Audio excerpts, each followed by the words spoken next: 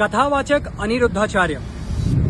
देखिए, सबसे पहले एक बात अपने मस्तिष्क में बिठा लीजिए और वीडियो के अंत तक इसे याद रखिएगा कि मेरा आपसे कोई बैर नहीं है, पर अगर कोई मेरे साधु भगवंतों पर गलत टिप्पणी करे तो उसकी खैर नहीं है। क्या कहा था आपने? जो जैनियों के गुरु हैं वो निवस्त्र क्यों रहते हैं? निर्वस्त्र नहीं रहना चाहिए, हमारी जो परंपरा है। अब वो क्यों रहते हैं, उन्हीं से सवाल करना चाहिए। तो आइए इसी बात पर आपका परिचय कराते हैं सनातन धर्म से।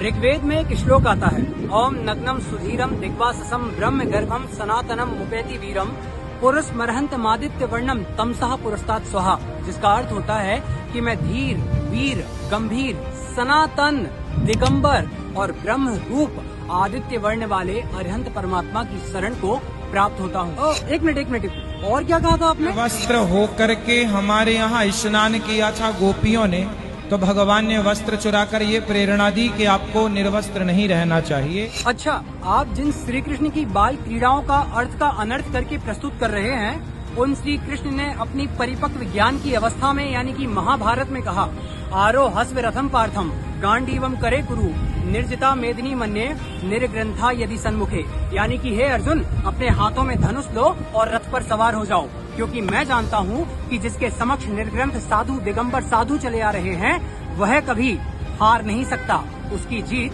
निश्चित है। मुझे नहीं पता कि एक कथावाचक होने के नाते आपके अंदर इतना ज्ञान क्यों नहीं है, क्योंकि यजुर्वेद में आता है, ओम नमो अरहंतो ऋषभो, यानी कि मैं अरहंत नाम वाले ऋषभ देव को प्रणाम करता हूँ।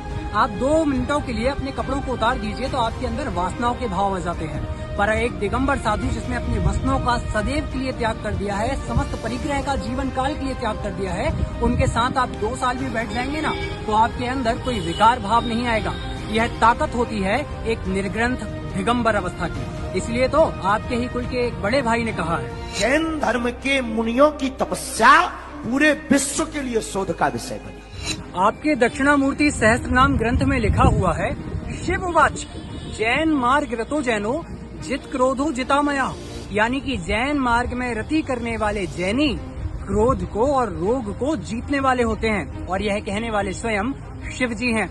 तो मुझे ऐसा लगता है कि चलो ठीक है, आपको हमारे शास्त्रों का ज्ञान नहीं होगा, पर अपने शास्त्रों का तो ज्ञान होना चाहिए ना आदरणीय। जिन महातपस्वी निर्ग्रंथ दिगंबर साधुओं की चर्या पर आपने एक प्रश्न चिन्ह खड़ा कर दिया, उनकी साधना का 1 घंटा आपकी जिंदगी भर की साधना, तपस्या और त्याग पर हावी है। क्या आपको पता है, जब कभी हम मुनि भगवंतों के कक्ष में जाते हैं तो निस्सही बोलते हैं और आते हैं तो असही बोलते हैं। उसका उद्देश्य होता है कि आपके चरणों में कई रिद्धियां, सिद्धियां और देवतागण बैठे हुए होते हैं, कहीं उनको हमारे कारण कष्ट न हो जाए, क्योंकि वे तो अदृश्य हैं, इसलिए हम उनसे हटने के लिए प्रार्थना कर रहे हैं।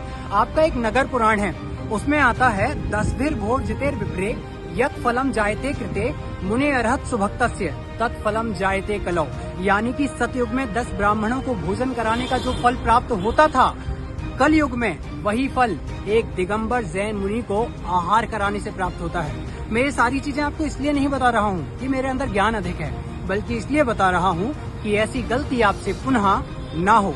भागवत के 5वें स्कंद के अध्याय 2 से 6 तक भगवान ऋषभ देव का स्तुति परक वर्णन है, पर आपको यह नहीं पता होगा। उसका कारण है, कथा वाचन अगर धर्म ही रहे तो बहुत अच्छा है, परंतु धंधे के मार्ग में अगर थोड़ा सा भी खिसक गया तो हम मूल को छोड़ करके यहाँ वहाँ उलझ जाते हैं। आदरणीय अनिरुद्धाचार्य जी, मेरा उद्देश्य आपको आहत करना या फिर आपका उपहास उड़ाना नहीं है। बहुत सारी वीडियो क्लिप्स थी जो मैं देख रहा था, जिनको यहाँ पर अगर मैं ऐड कर दूंगा तो आपका मजाक भी बनेगा और बहुत सारी चीजें विपरीत भी जाएंगी, पर मेरा उद्देश्य तो सिर्फ इतना सा है कि जब एक पिता को कुछ कहा जाता है तो उसका पुत्र शांत नहीं रह सकता, और यदि वह शांत रहता है तो वह एक कायर है। तो फिर तो आपने मेरे माता पिता से बढ़ करके मेरे धर्म के लिए कुछ कहा है, और मैं अपने राष्ट्र और अपने धर्म से आगे किसी को नहीं मानता। तो बस इतना सा निवेदन है आपसे कि हमारे मुनि भगवंतों के विषय में जो टिप्पणी आपने की है, उसके बदले में आप वैसे ही खुली मंच से लाखों भक्तों के बीच में क्षमा मांगे, क्योंकि त्रुटि हुई है तो क्षमा मांगना चाहिए। आपका एक ग्रंथ है शिव पुराण, उसमें आता है, अष्टषष्टिषु तीर्थेषु यात्रायामित फलम भवेत श्री आदिनाथ देवस्य स्मरणे नापि तद भवेत, यानी कि 68 तीर्थों की यात्रा से जो फल प्राप्त होता है, मात्र आदिनाथ भगवान के नाम लेने से उतना ही फल प्राप्त होता है। यह इसलिए बता रहा हूँ क्योंकि जिनके विषय में आप गलती करने जा रहे थे वह कोई सामान्य नहीं है। आशा करते हैं आप समझेंगे। आदरणीय अनिरुद्धाचार्य जी, आप एक बड़े प्रसिद्ध और प्रतिष्ठित कथावाचक हैं, तो आपसे निवेदन है कि आपकी कथा के माध्यम से लोगों के मस्तिष्कों में, भोले भाले सीधे साधे लोगों के दिमागों में ऐसी कोई भी चीज न जाए जो कि उनमें मिथ्या पथ का पोषण करे या फिर किसी और के प्रति बैर उत्पन्न करे। हम आशा करते हैं आप समझेंगे, क्योंकि आप समझदार हैं, ये बहुत अच्छी चीज है, पर हमें ना समझना समझें ये और भी अच्छी चीज है। क्षमा हमारा धर्म है, हम महावीर की संतानें हैं, हम क्षमा अवश्य करेंगे, पर आपको क्षमा जल्द ही मांगनी होगी। आशा करते हैं आप हमारे इस विनम्रता पूर्वक आग्रह को समझेंगे और मेरे द्वारा कहे गए किसी भी वक्तव्य में कुछ बुरा लगा हो तो सादर उत्तम क्षमा। सादर जय जिनेन्द्र। वीतरागी सर्वज्ञ केवली भगवान श्री राम की जय।